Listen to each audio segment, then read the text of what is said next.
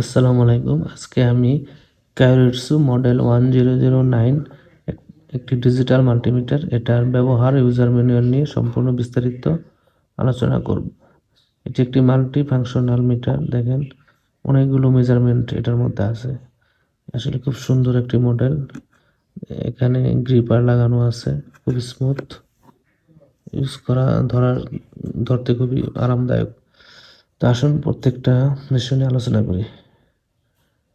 নিচে দেখেন এখানে কমন আছে, এটা ব্ল্যাক কালার, এই তারটি আমরা সবসময় কমনে রাখবো। নেক্সট রেড কালারটি আমরা এখানে ইউজ করব তখনই যখন ভোল্টেজ, ওহম এবং হার্টেজ পরিমাপ করব, মেজারমেন্ট করব।